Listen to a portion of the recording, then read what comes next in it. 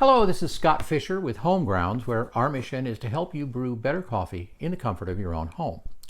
Today's kind of exciting. It's always fun to get a package. And in this case, we've got a package from Lifeboost Coffee. The real question, of course, is how does it taste? Well, we'll find that out in a few minutes. But first, let's take a look at what came in our little package. Well, I got to tell you, the aroma coming out of this box suggests that maybe it really is as good as they say. Oh, naturally grown mountain coffee. This one is French vanilla. I'm not always the biggest fan of flavored coffees, but the technology is a lot better than it was 25 years ago when I got tired of it. This is an even better one. This is what we're talking about. Organic Nicaraguan. This is a light roast, whole bean, WB. Organic Nicaraguan dark roast. Right now, it's winter on the Oregon coast, and I'm really loving dark roast coffee. That is also very exciting. White Russian. I have just exactly the sweater for this, and I know that's just my opinion, man, but we'll do a little bit of dude with this one. Organic Nicaraguan, a medium whole bean. In fact, I'm going to go ahead right now. Let's start with the medium, just to smell them.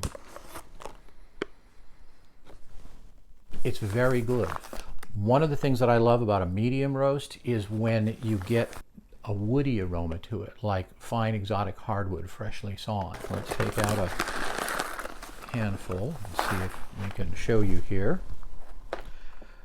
This is a great color. It's a wonderful medium mahogany brown. It has a very nice aroma to it. Today we're following up on the unboxing that I did recently.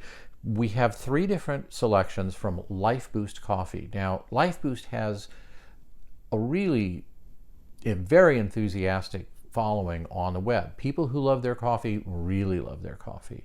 So we wanted to, take a few tastes, sample a little bit, and try to figure out, what is it that people love about it. For a background, all Lifeboost coffee is 100% organically grown. So if you're concerned about chemical pesticides in the trees or chemical fertilizers in the soil or anything like that, Lifeboost doesn't have anything. So in that sense, it's very ecologically responsible. They also do a lot as far as bird safe and environmentally friendly practices at the farm. So that's another thing you can feel good about. Speaking of the farm, Lifeboost is not only single origin in the sense that it all comes from Nicaragua. It all comes from the same farm in Nicaragua. So they have complete control over how the beans are grown, how they're harvested, how they're processed. The coffee beans themselves, the green beans, go through a process of not exactly dehydration. They dry them down to a specific humidity of 11.5%. Now, why do you care about that? Damp coffee beans or coffee beans stored improperly can develop mold and mildew, which in and of themselves, not only do they risk changing the taste of the coffee, but they can also leave traces of mycotoxins, biological elements that can make people sick or that you can be sensitive to. So Lifeboost has found that by drying down the coffee before it's roasted, they prevent all of this. But for all the ethical considerations about how carefully it's grown and the health benefits of the way it's processed, what does it taste like? I'll get the only possible negative out of the way first, and that is that if you really love third wave coffee, if you seek out those bright fruit flavors that come out in a cup, this doesn't have those. And here's why. Those citrus notes and fresh apple that you get in some of these high-end third wave coffee, that's from the acids. But when you grow a lower acid coffee, it takes flavors from a different range in the bean. In here, you're going to get a lot of the sugars. You're going to get a lot of the caramels in particular. You'll get some of the cellulose matrix of the coffee bean itself. It smells like you've just walked into a very high-end furniture shop because the aroma of exotic hardwood is just wonderful in this. Kind of a throwback to an older style of coffee. If you've ever found yourself saying, I want a cup of coffee that tastes like coffee, there's a good chance you'll like one of these. So let's get to them a little bit. The light roast, first time I opened the bag, I got an aroma of milk chocolate. Take that in the cup. Yeah, chocolate.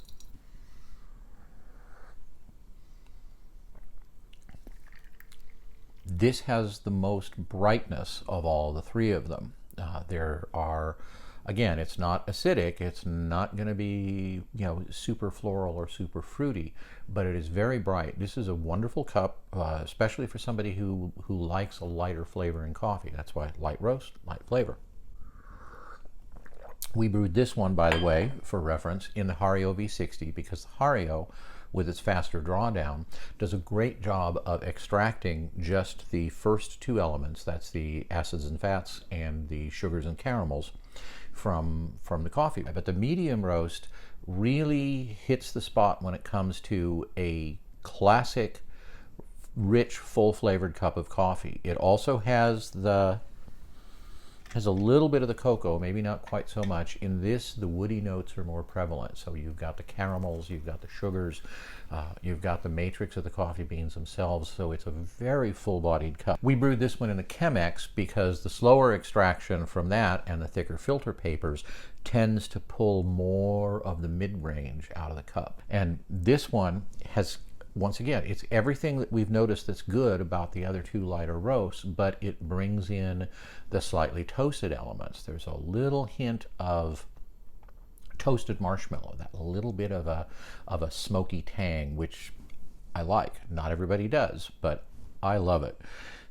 And yet it still has the underlying signature, the flavor profile of the others. The same beans, same farm, same processing. The verdict? This makes really good coffee.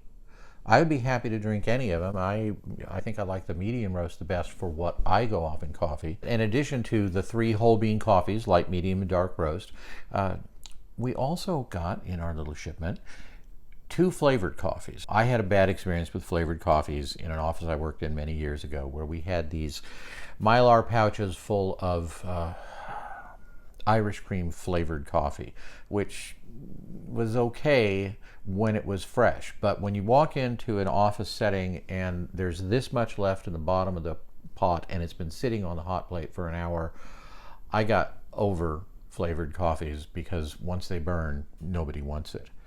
But that was a long time ago, and it pointed out something very interesting to me. So I've tried these, and they're actually pretty good. The White Russian, I want to make this in my little Bialetti mocha pot and then pour it over a bowl of ice cream for the affogato of the gods, or at least of the dude if you're a fan of the Big Lebowski. This is pretty good. And I think there are 2 reasons for that. One of them is that I genuinely believe, because I had some flavored coffee not long ago that surprised me with how bad it wasn't. Careful, man. There's a beverage here. I think the flavoring technology, the ingredients that they're using now, are better than they were a long time ago.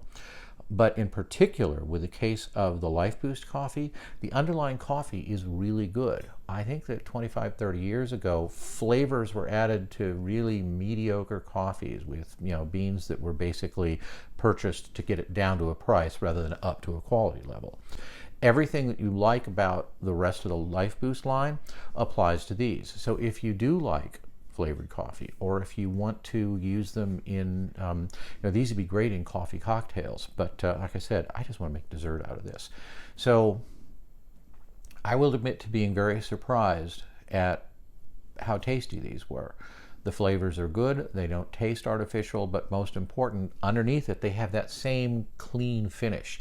And that's something that really goes for the whole Lifeboost line. When you finish a cup of coffee and you put it down, all the coffees that we've tasted from Lifeboost leave your mouth almost tingling. It's sort of bright and very clean and very fresh. So with that in mind, please be sure to check out our description underneath the video. Subscribe so that you can get new updates, more coffee bean tasting, more gear reviews, and of course, we'll see you around. So until then, this is Scott Fisher asking, how do you take your coffee?